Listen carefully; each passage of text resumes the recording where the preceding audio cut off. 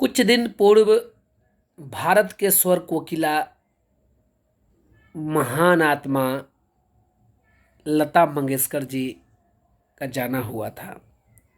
उस वक्त भी मेरा हृदय अनंत पीड़ा की अनुभूति कर रही थी। आज बिहार के स्वर कोकिला शारदा सिन्हा जी हम लोगों के बीच नहीं रहे। कलाकार के जीवन और कलाकार की अनुभूति पर मेरा यह खास पेशकश है। मैं कुछ ही दिन से ही कलाकारी करने का मुझे सुंदर सौभाग्य प्राप्त हुआ था और एक हृदय भी मेरे पास है जो एक कलाकार का है।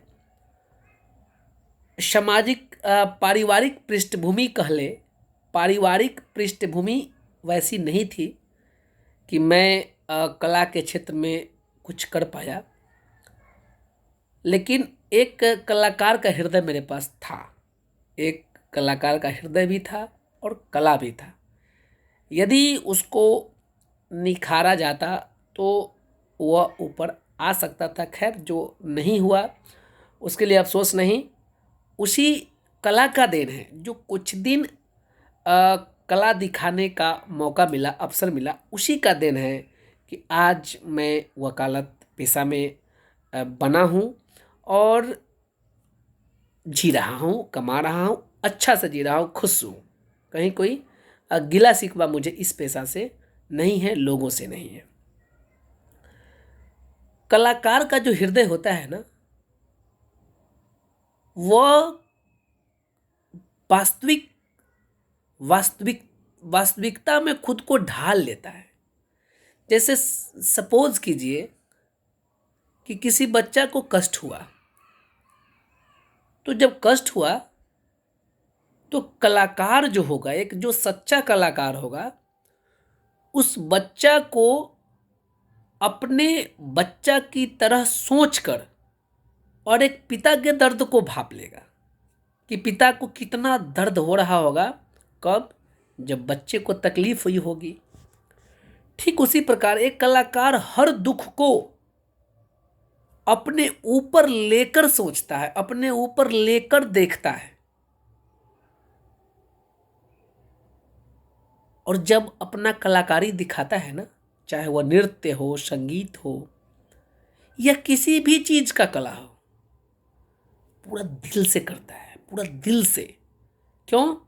क्योंकि जो इमोशंस से वह गीत गा रहा है, जिस चीज के लिए गा रहा है, या फिर जिस चीज का वह अभिनय कर रहा है, नृत्य कर रहा है जिस गाने पर, उसके रस को संगीत रस बोलते हैं। उसके रस में जब तक वह खुद को नहीं डुबोएगा, तब तक उसका वास्तविक कला, वास्तविक चीजें नहीं दिखा पाएगा। ये होता है कलाकारी। मान लीजिए कि हम पर्व त्योहार का गीत गा रहे हैं, तो उस पर्व के महत्वता को जानेंगे, उस पर्व के आस्था को जानेंगे और उस पर्व के लिए पूरा हृदय से अनुभव करेंगे, उसके रस को, उस पर्व के रस को पूरा अनुभव करेंगे। और अनुभव करने के बाद एक श्रद्धा से, एक हृदय से जो दिल कहेगा, वही कंठ के माध्यम से, जुबान के माध्यम से, गीत के माध्यम से लोगों के सामने प्रकट होगा। और जितना हृदय साफ होता है कलाकार का, उतना ही हृदय से वह कला का अपने कला का अभिनय करता है और उसी आधार पर वह हिट या सुपर हिट या फ्लॉप करता है। बड़ी बेजोड़ चीज है कलाकारी। आज एक कलाकार के कला का ही देन है, एक कलाकार के कला का ही देन है कि पूरे भारत, इवन विश्व, कला के कारण एक शख्स को जानता है, चाहे जो भी शख्स हो, जो भी कलाकार हो।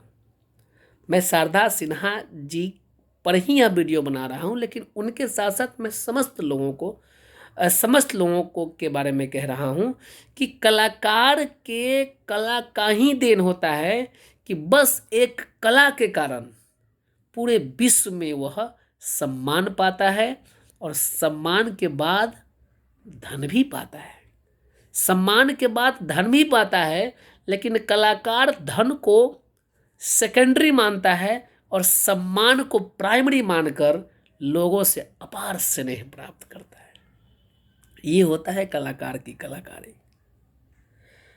वास्तविक कला रुकता नहीं है, चाहे आप जिस पोस्ट पर हैं, आप चाहे जितने बड़े अधिकारी हैं, पदाधिकारी हैं, जितना भी आप धनवान क्यों ना हो जाए, जो कलाकार होंगे वह कला, उसके अंदर के कला कहीं ना कहीं आपको दिख ही जाएगा, चाहे उसका रूप जो